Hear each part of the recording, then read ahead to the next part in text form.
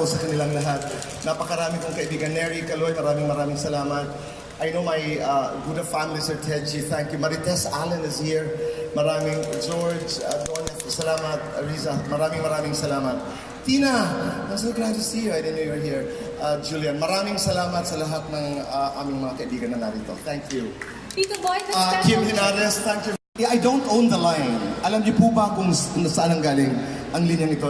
Ian Reno. Came from Ian Reno. Ian, maraming salamat. When we were working on the book and we were looking for a title, it was Ian's brilliant idea to suggest it's like this. Because you always say that din, di ba?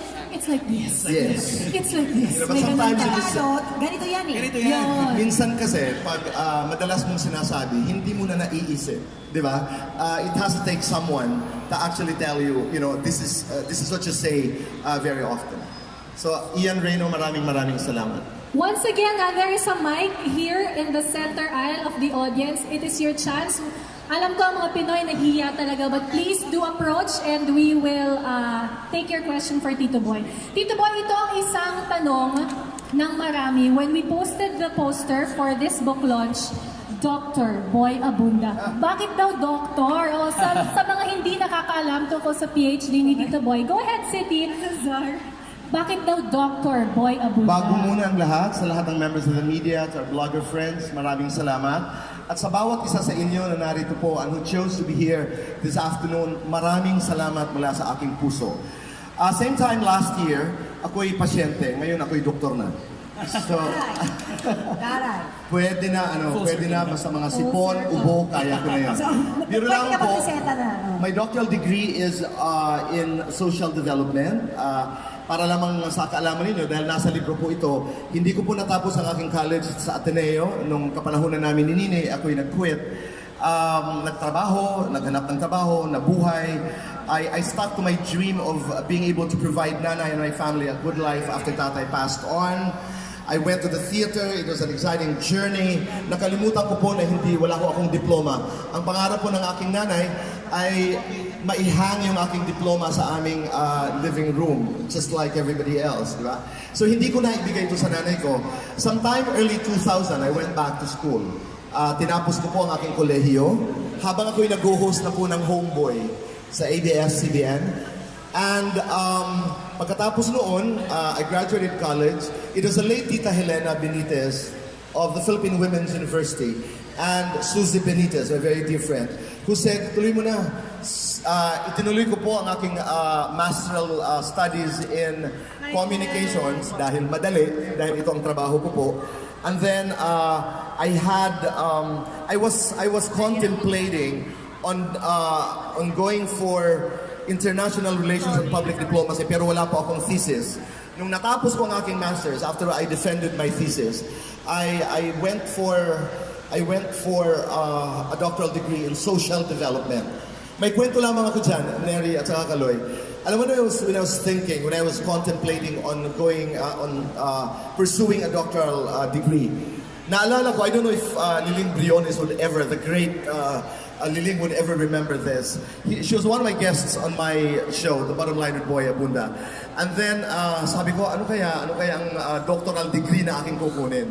Sabi ko, parang gusto ko public ad. It was she who suggested that I went for social development. It was tough. It was really tough, yung aking pag-aaral dahil ako'y nagtatrabaho. But I wanted it so badly. My defense was, parati ko ito sinasabi at hindi ko ikahihiya.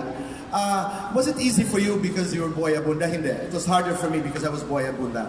My defense of my dissertation, my doctoral dissertation, bordered on cruelty.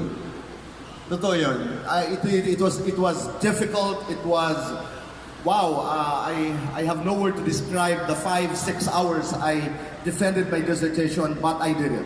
Dissertation about? What was the topic, Tito? I proposed that maternal love can be used in the development of leaders.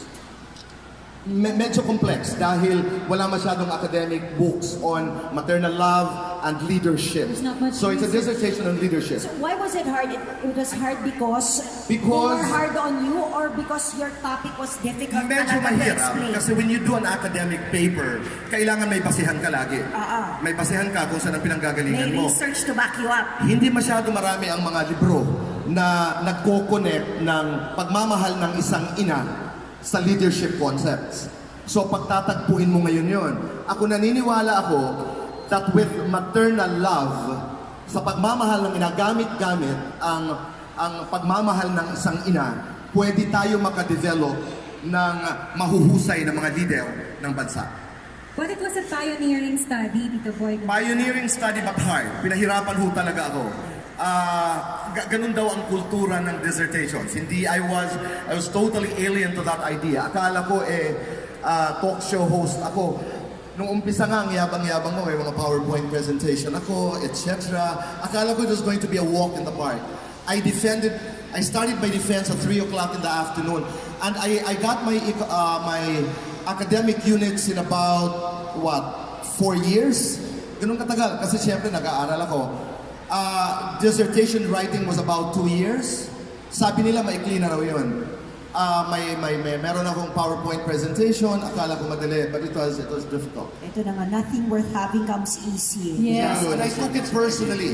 I really took it personally for a long time. Meron na ata Uy, mga yes, please tanong. do ask your questions kasi we will be opening Ayun siya. the line for... Which one? Oh, Yes. Go ahead. Hello, Tito Boy. Do you have any regrets in your life? Kasi super successful ka. Any regrets in your You know, I life? am contradicting myself in the book. One part of the book, I say, I regret nothing. And then in another quote, I say, I have very few regrets. But I will answer it now. Yes, I have regrets. Pero hindi masyadong marami. At sa awa ng Diyos, yung mga regrets ko sa buhay, ay nagamit ko in a way that I became better. I regretted the fact that I could have been a better son to my father when he was alive. I regretted having spent some time with people I thought loved me. I regretted having done some bad decisions in my life. The only difference is that I don't wallow in my regrets. I don't. I don't lose sleep because of my bad decisions, but I have regrets. I do have regrets. Okay, thank you. Maraming And salamat po. Congratulations. Salamat po. For your launching of your book. Thank you very much. Thank you, Maricor. Okay, go ahead. Just please approach the mic lineup. Feel free. Hi, what's your name? I am Ollie Andaya. Ollie. Yes, Ollie, go ahead. Sinulat ko na siya, Tito Boy, kasi starstruck ako, hindi ako makakapagsalita. Anyway, congratulations on the successful book launch. I read your book last August 27. In 30 minutes, natapos ko yung buong libro.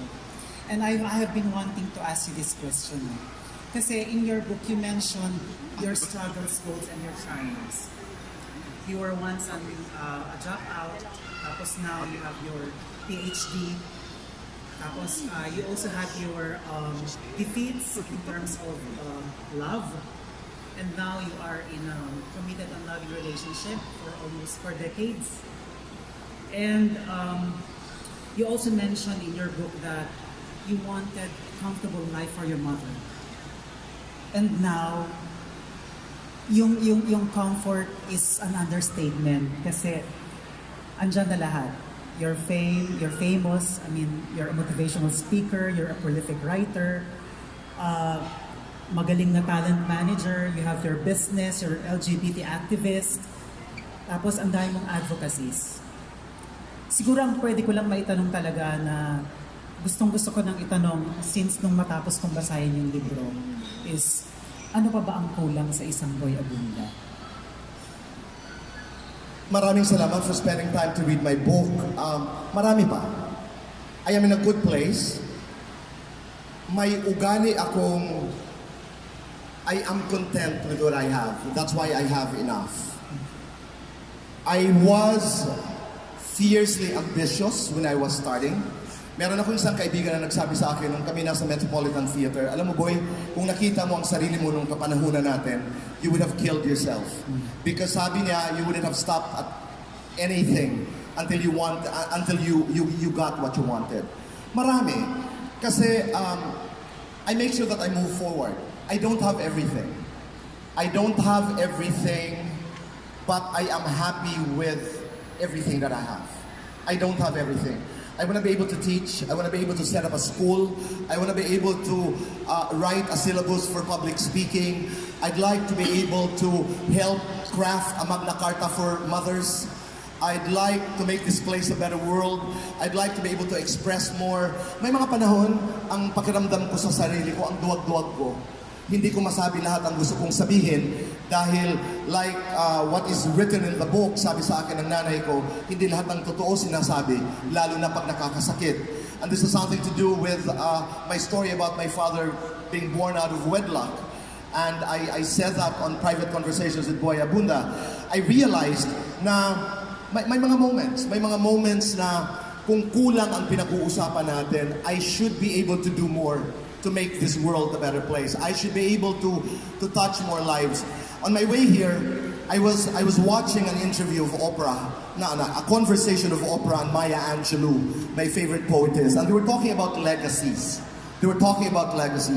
Because Oprah at one time was saying, my legacy is having been able to build this leadership school in Africa. In Africa. Sabi ni Maya Angelou, you don't know and you don't have an idea of what your legacy is. Sabi ni Maya Angelou, because your legacy is like this now. The number of people you've touched. I was in Clark. I delivered the keynote speech for the Philippine Association of Accountants, and I signed my books. A mother came to me and said, please dedicate this to my son. And he has a request and he has a line for you to write. Tinuruan ako kung anong isusulat. The name of the son was Bon. And I was supposed to say, Dear Bon, I'm proud of you because all your life you've made your nanay proud. So there are a lot of good things that I'd like to be able to do in my life. There are a lot of things I'd like to be able to say. I'd like to be able to use my platform. I'd like to be able to use my voice. I'd like to be able to use my story, to touch other people's lives. The book says over 100 abundable thoughts that we hope will be able to make you think and rethink about your own life. Let's look for our commonalities more than our differences. At doon baka makagawa tayo ng mabuti. If it resonates in a very special way to you and moves you to decide to be a better person, to be a better son, to be a better co-worker, to be a better friend, then the conversation has started. So I still want to do a lot of things. It would be so pretentious for me to say, I have everything. I want more time with Nanay. I want more time with my family. I want more conversations with my friends. I want to be able to do more for this country.